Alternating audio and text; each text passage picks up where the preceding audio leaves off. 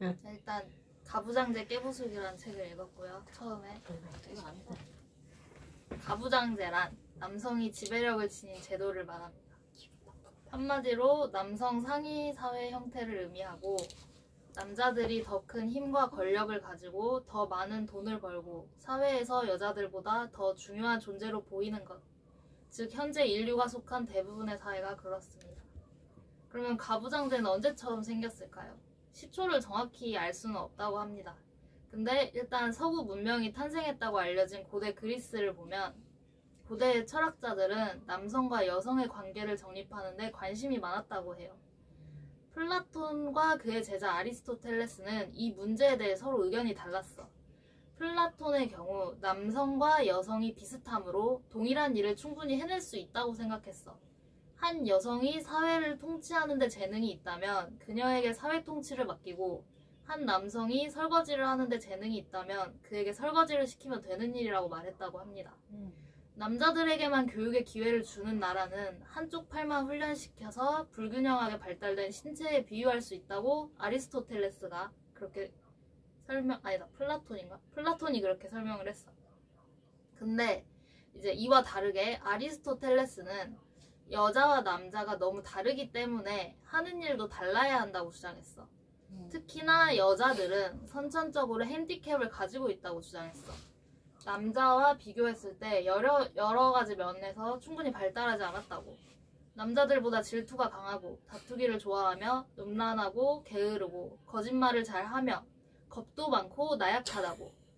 근데 이렇게 고대에 있었던 생각이 현재 그대로 와. 다 이게 뒤에 나온 내용들.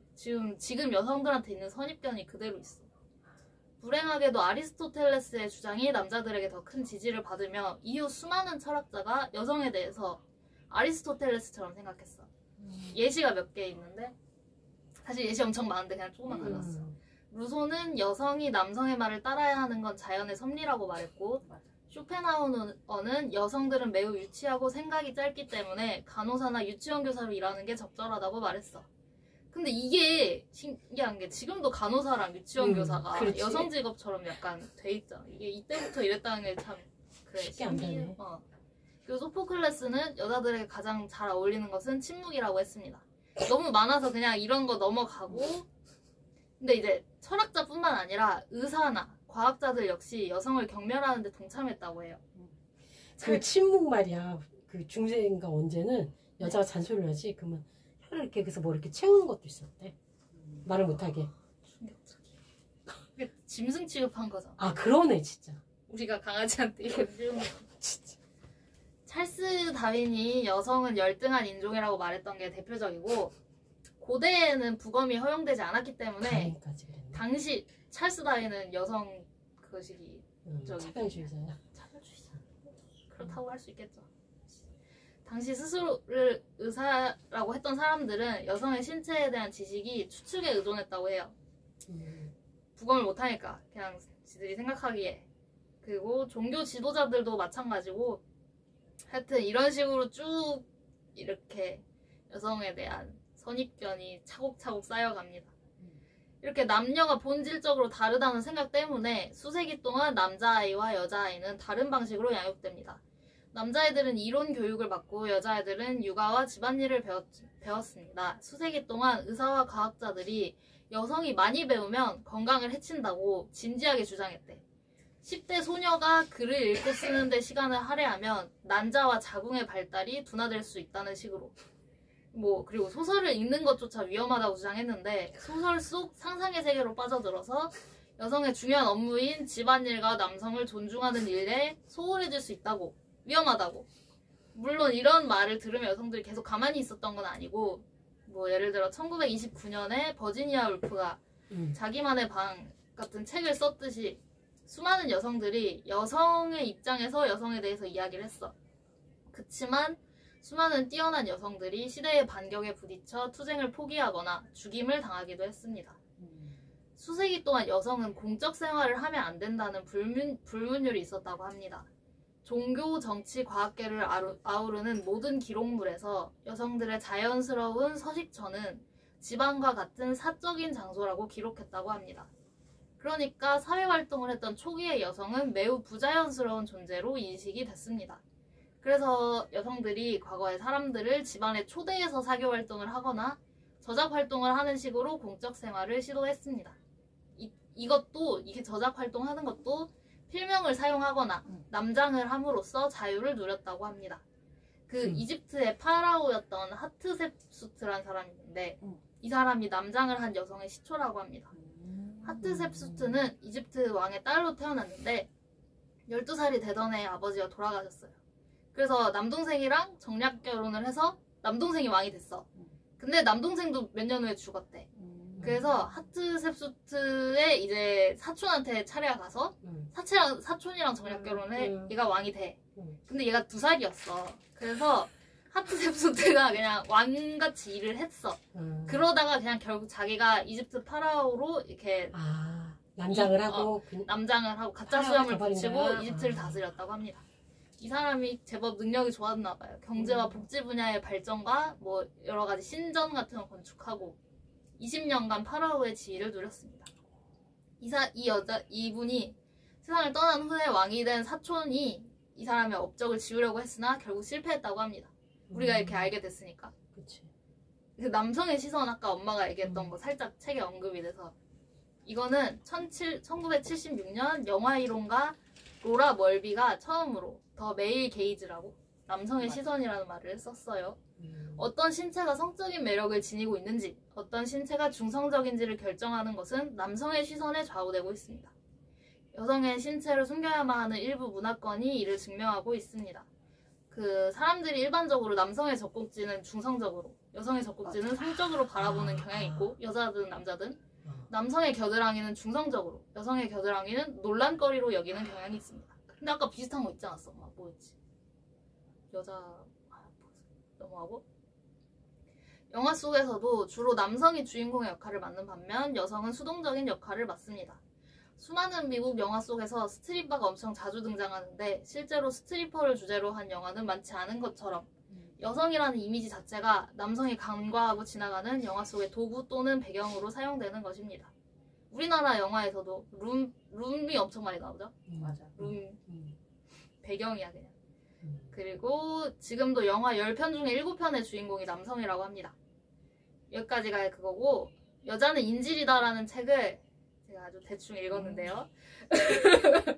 대충 나도 옛날 읽었던 것 같아. 대충 읽었는데요. 이게 뭐냐면 여성이 가족, 직장, 국가, 문화 속에서 어떻게 정상이라는 이름 아래 억압되는지 분석하는 페미니즘 사회 비판서입니다. 이게 저자인 디 그레이엄은 여성이 겪는 억압이 개인 문제가 아니라 구조적으로 설계된 인질 상황이라고 주장합니다.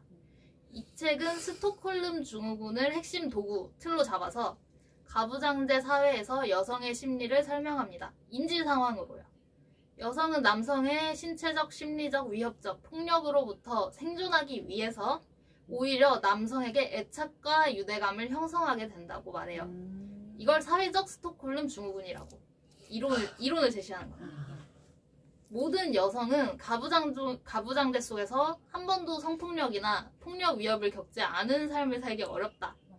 이 위협은 일상적으로 존재하며 이를 벗어나기 위한 희망의 원천으로 남성을 선택해서 사랑하고 의지하게 된다. 이건 진짜 사랑이 아니라 생존 전략이다. 이렇게 주장을 하는 겁니다. 여성성이라는 것 자체가 이게 약간 젠더 개념인 것 같아. 여성성이라는 것 자체가 인질이 인질범에게 살해당하지 않기 위해 인질범을 달래려고 노력하듯이 여자도 남자를 기분 좋게 하려고 노력하게 되는 게 있대. 그래서 그 과정에서 여자의 여성성이 만들어지는 거라고. 여성은 지배 계급, 그러니까 남성의 기분이 좋아지는 행동 조합이 여성성이라는 거야. 그래서 제가 약간 인상적이었던 단락은 여자를 공포로 밀어넣지 않는 날이 오기 전까지는 여자의 남자 사랑과 이성애가 스톡홀름 증후군적 생존 법칙에 불과한지 아닌지 알 수 없다고 주장하는 게 약간 인상적이었어. 나도 그러니까, 간간이 그런 거라는 게 맞아. 그게 전체적으로 남성들의 그 힘을 유지하는 암묵적인 폭력? 내가 안 하더라도 물망처럼 내가 안 하더라도 그들이 암묵적으로 그거를 조장하고 그냥 아닌 척하지만 어느 정도 동의를 하는 그런. 비슷한 나도 거지. 이게 나도 깜짝 놀랐어. 내가 여자가 아니었을 때 내가 이성 관계를 어떻게 볼지 궁금했던 적이 있었어가지고 이게 인상적이었어. 그러니까 여자는 대상화되잖아. 어떤 상황에서든. 그래서 내 시선도 여성을 대상화 시킨단 말이야. 내가 여성을 볼 때도. 그러니까 남성의 시선을 어느 정도 갖추고 있는 상태라서 뭔가 이 필터가 씌이지 않은 상태일 때 내가 남성을 사랑할까? 아니면 여성을 사랑할까? 뭐 그런 거 알고 싶다고 생각한 적이 있었어. 근데 알 수가 없다는 점이 유감이죠. 벗어날 수가 없어. 뭐 그래요. 근데 여기도 이제 언어에 대해서 이 책에서 좀 얘기하는데 그것 좀 가져왔어. 언어는 지배적인 언어 사용 집단의 현실관을 반영합니다. 여성을 가부장적 생각에 가둬놓는 장벽 중 하나가 바로 남성적 언어라고 설명을 합니다. 가부장적 언어는 위계적이며 우리를 통제하려고 하고 대상화하며 소외시킵니다. 그 책 앞부분에 이 책 번역한 사람이 자기가 어떻게 단어를 골라서 번역했는지 설명해 준 게 있어. 이 번역가가 너무 오랫동안 가해자의 언어로 피해를 말해왔다면서 가해자의 언어는 피해를 교묘하게 은폐하거나 왜곡하거나 애로화했다 이렇게 설명합니다. 그래서 우리의 피해는 없는 것이었다가 부끄러운 것이었다가 에로틱한 것도 되었다고. 그래서 내가 생각한 건 이제 페미니스트 번역가는 가해자의 언어를 도구로 삼아서 싸워야 한다는 게 되게 쉽지 않은 일이겠다 이런 생각을 했어. 남성적인 언어는 기본적으로 가해자를 감추는 경향이 있습니다. 뉴스 기사 같은 것들을 보면 알 수 있게 피해자, 우리 여성들이 전면에 내세워져 있죠. 20대 여성, 뭐 30대 여기서 여대생 피해자가 호명되고 가해자는 언어 뒤로 숨어버리는 그런 구조. 1920년대 영국 드라마에 이런 대사가 나왔다고 해요. 너는 창녀, 아기는 사생아라 불리겠지. 하지만 돌아오지 않는 남자를 가리키는 말은 없어라고. 맞아. 이게 참 유명한 근데 대사. 그래? 알아? 나쁜 놈은 따로 있는데. 맞아. 항상 지목되는 건 피해자지. 근데 이제 근래 한국 페미니즘 물결이 가해자를 지목함으로써 한 걸음 나아갔다고 말해. 사티충이라는 단어를 아시나요? 몰라요. 싸고 튄다 뭐 이런 뜻인 것 같아. 그러니까 애를 임신시키고 도망간 남자를 지목하는 단어가 생겨서 아예 가해자를 지목하는 단어가 생겼다. 사티 싸고 튄다. 그러니까 이런 새로운 이름으로 가해자를 끌어낼 때 맞아. 페미니즘이 다음 단계로 나아갈 수 있을 것이다 이런 식으로 얘기를 했어. 설명을 했어. 그리고 이 번역가는 우리라는 말을 사용했어요. 번역가가 설명하기를 이 우리라는 평범한 말조차 여성 집단을 우리라고 칭하는 경우가 굉장히 드물다고. 우리는 이라고 시작하는 문장은 여자도 사람이라는 점을 간과하게 만들기 쉽다고. 남자는 이라고 써야 할 자리에 우리는 이라는 단어를 자꾸 가져다 쓰니까. 구분을 할 필요가 있다. 그리고 우리는 이라고 써야 할 자리에 자꾸 여자는 이라고 단어를 붙여서 축소하거나 타자화시키는 그냥 습관이 있는 거죠. 언어적 습관이. 그래서 이 책에서는 우리는 이라고 하면 항상 여자를 가리킨다고. 나는 이게 되게 사소해 보이지만 되게 전복적인 시도다라는 생각을 한 게 진짜 왜 저래 쟤. 요즘에 고전소설을 좀 읽으니까 여기 우리는 아니고 나라는 단어, 사람이라는 단어, 뭐 인간이라는 단어에서 이게 소외감을 느꼈어. 읽을 때마다. 작가가 명백하게 남성이고 맥락상 여기서 말하는 인간, 사람, 나는 무조건 남자야. 그러니까 그게 카프카 책도 그렇고 헤르만 헤세 책도 그렇고 그게 너무 안 입고 왔는데 여기서 이거를 얘기를 해줬구나. 얘기한다. 명확하게 쓸 필요가 있다. 그렇습니다. 여기 뭐 강간이라는 말도 가해자 입장에서 승리감과 전복감이 묻어나는 뉘앙스가 있어서 오염됐다고. 실제로 몰랐는데 인터넷 남쪽 커뮤니티 등지에서 압도적으로 패배해서 치욕적인 상황을 강간당했다, 관광당했다랑 단어가 비슷하다라고 이렇게 묘사를 한대. 근데 그게 단어가 이제 오염이 된 거죠. 가만히 좀 있어. 여기 넘어가고 아까 아내라는 단어 파트너로 바꿔야 된다고 했는데 이 사람은 여편이라는 단어를 사용하고 싶대. 여편이 있는 말인데 남편이랑 똑같은 말로 남자남, 편할 편, 편한 남자 여자여, 편할 편 해서 여편이라는 단어가 있대. 근데 이게 우리한테 익숙하지 않아서 남편, 여편 이렇게 아예. 여편네라고 부르네. 아, 여편네가 어. 있네. 그래서 있어. 실제 있는 말이고 찾아봤거든. 그리고 막 기사 칼럼 같은 데서도 남편의 대치어는 여편인 게 맞는데 뭐 이런 식으로 많이 얘기 나오더라고. 뭐 그렇습니다. 근데 여기서는 쓰지 않았어. 독서에 방해가 될 수 있고 사실 여편네라는 단어가 약간 멸시적 표현이라서 그래서 못 쓰는 그래서 거야. 안 썼대.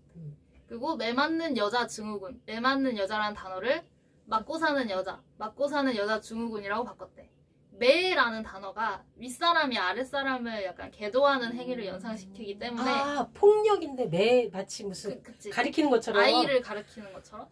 그런 게 진짜 많다. 그리고 또 사랑의 매라는 말이 있잖아. 약간 폭력을 합리화하는 데 쓰이기 때문에 약간 직관적으로 맞고 사는 여자라고 했습니다. 이런 거를 정리하면서 느낀 게 언어가 인간의 사고에 미치는 영향이 어마어마한데 우리의 언어는 일상적으로 남성의 언어라는 게 그 자체로 여성들의 삶에 얼마나 큰 페널티일까 이런 생각을 했어. 그리고 짜증나는 게 여성의 말과 언어는 항상 별것 아닌 취급을 받는 게 좀 화가 나는 부분인 것 같아. 저희 문학 장르도 여류 작가 뭐 이런 식으로 표현을 딱 해버리고 무시를 하고 이런 게 있죠. 또 그런 말도 있잖아. 여자 셋이 모이면 접시가 깨진다. 여성들의 대화 이런 언어적인 소통이 항상 약간 잡다한 수다 취급을 받는 그런 게 좀 바뀌어야 되지 않나. 그리고 말이 많다는 프레임이 여성들한테 있는데 내가 예전에 읽었던 책에서는 이렇게 대화에서 남성의 점유율이 압도적으로 많아. 대화할 때 이렇게 퍼센트 같은 걸 따져보면. 근데 이게 왜 그럼에도 불구하고 여성이 말이 많다는 이미지가 있냐면 내 생각인데 이거는 애초에 발언권이 남성에게 있기 때문에 여성이 말을 하면 많아 보여. 저 사람은 말을 하면 안 되는데 말을 하니까 말을 많이 하는 것처럼 느껴져. 그런 거다 이렇게 그래. 생각이 들었어. 맞는 것 같아. 그래서 이제 더 적극적으로 여성의 언어가 생성되어야 한다 이런 생각을 해봤습니다. 그렇습니다. 아, 그 경단녀도 잘못됐다고 얘기를 하더라고요. 아, 그래? 경단녀가 생긴 이유는 사회에 어떤 맞아. 조건 속에 생긴 애가 그치. 생기거나 그래서 보통 애가 생기면 내 잘못, 여성의 잘못이 아니라 그 사회 구조적인 문제이고 특히 경단녀가 아니라 경력이 있는 여자여야 되는데 경력 단절 여자라고 얘기하는 게 그러네. 잘못됐다. 경력이 있는 그러네. 여자잖아. 경력이 있는 그 여자. 단어를 바꿔야 된다는 얘기하는데 맞는 것 같더라고. 그러네. 자, 이제 갔다.